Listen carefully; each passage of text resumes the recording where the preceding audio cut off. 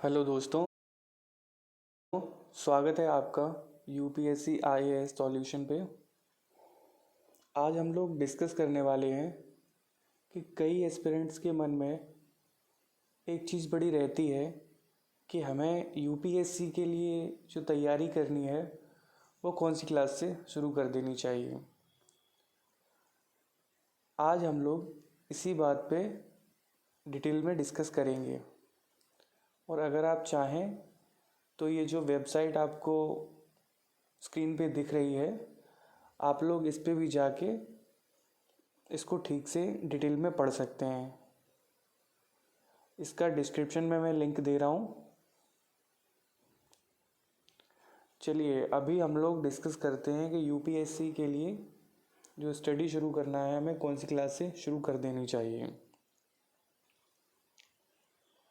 अब एक्चुअली जब हम लोग यूपीएससी की बात करते हैं और तैयारी की बात करते हैं तो जनरली हम लोग बात कर रहे होते हैं बुक्स की, क्योंकि हम लोगों को सजेस्ट की जाती हैं एनसीईआरटी बुक्स जो कि क्लास 6 से क्लास 12 तक होती हैं। मेनली हम लोग ज्योग्राफी उसी से तैयार करते हैं और हिस्ट्री के लिए भी काफ़ी इम्पोर्टेंट बताई जाती हैं। तो अभी आप अगर ये बोले कि कक्षा 6 से ही अगर कोई बच्चा स्टडी शुरू कर दे यूपीएससी के लिए, तो क्लास 6 का जो बच्चा होगा यूपीएससी का फुल फॉर्म भी नहीं जानता होगा ठीक से शायद, तो वो कैसे इस चीज़ को ऑब्ज़र्व कर पाएगा अपने मन में। और मुझे लगता है तब तक उसके मन में इसके लिए क्यूरियसिटी भी नहीं आ पाता है कि उसे एक आईएएस आईपीएस या फिर आईआरएस जैसा कुछ बनना है। तो आप ये तो बोल सकते हैं कि अगर कोई पूछ रहा है कि कौन से क्लास से शुरू कर देनी चाहिए, तो मुझे लगता है क्लास 6 से शुरू कर देनी चाहिए। बट रियलिटी ये है कि हम लोग इतना पहले से जानकारी हमें इतना नहीं होता है और शायद हम अपने फ्यूचर के लिए इतने कॉन्शियस बाद में ही हो पाते हैं। तो अभी क्वेश्चन आता है कि हमें कौन सी क्लास की बुक से तैयारी शुरू करनी चाहिए।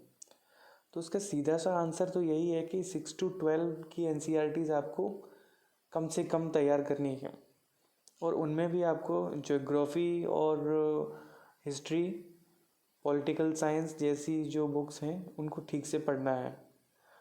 और इनको तैयार करने के बाद अगर आप चाहें तो आप जैसे ज्योग्राफी है तो उससे तो आपका पूरा कवर हो सकता है, बट जैसे इकोनॉमिक्स है तो इकोनॉमिक्स पढ़ने के बाद अगर आपको यूपीएससी देना है तो उसके लिए आपको करंट अफेयर भी मिक्स करना पड़ेगा उसके साथ, तभी आपको रिजल्ट दिखाई पड़ेंगे। हालांकि एक बेस बनाने के लिए एनसीईआरटी इकोनॉमिक्स का ठीक है, बट आपको केवल एनसीईआरटी से आपका काम नहीं चलेगा। तो आई होप कि आप लोगों को आपका आंसर मिल चुका होगा। और अगर आप इसको डिटेल में पढ़ना चाहते हैं तो आप नीचे जो डिस्क्रिप्शन में इस वेबसाइट का लिंक दिया गया है उस पर क्लिक करके इसे डिटेल में पढ़ सकते हैं। और जैसा कि आपने देखा कि ये इंग्लिश में भी है वहाँ पर। चलिए फिर किसी और वीडियो में मिलते हैं। अगर आप चाहें तो इस वीडियो को लाइक और सब्सक्राइब कर सकते हैं।